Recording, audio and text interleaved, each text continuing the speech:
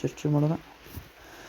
350 watt ಸಾಮರ್ಥ್ಯದ refrigerator ದಿನಕ್ಕೆ 8 ಗಂಟೆಗಳ ಕಾಲ ಬಳಕೆಯಾಗುತ್ತದೆ. 700 ವ್ಯಾಟ್ ಸಾಮರ್ಥ್ಯದ ಇಸ್ತ್ರಿ ಪೆಟ್ಟಿಗೆ ದಿನಕ್ಕೆ 2 ಗಂಟೆಗಳ ಕಾಲ ಬಳಕೆಯಾಗುತ್ತದೆ. ಈ ಉಪಕರಣಗಳನ್ನು 30 ದಿನಗಳ ಕಾಲ ಬಳಸಿದಾಗ 1 ಕಿಲೋ ವ್ಯಾಟ್ಗೆ ರೂಪಾಯಿ2.50 ತಗುಲುವ ವೆಚ್ಚವನ್ನು ಲೆಕ್ಕಾಚಾರ ಮಾಡಿ ರೆಫ್ರಿಜರೇಟರ್ ವೆಚ್ಚವನ್ನು ಕಂಡುಹಿಡಿಯೋಣ.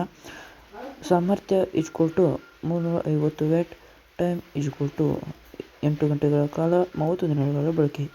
350 × 8 × 30 ಇದರ ಗುಣಲಬ್ಧ 84,000 ವ್ಯಾಟ್ ಆಗುತ್ತದೆ.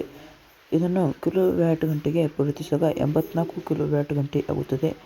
ಇದರ ವೆಚ್ಚವನ್ನು ಕಂಡುಹಿಡಿಯಲು 84 × 2.5 ಗುಣಲಬ್ಧ 210 ರೂಪಾಯಿ ಆಗುತ್ತದೆ. ಇನ್ನು ಇಸ್ತ್ರಿ ಪೆಟ್ಟಿಗೆ ವೆಚ್ಚ.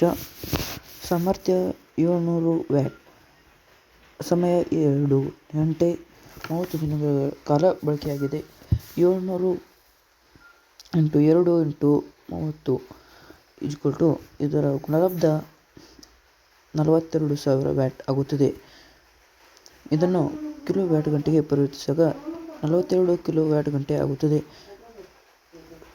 42 ಕಿಲೋ ವ್ಯಾಟ್ ಗಂಟೆ × 2.5 ರೂಪಾಯಿಗಳ ಗುಣಲಬ್ಧ 105 ರೂಪಾಯಿ ಆಗುತ್ತದೆ.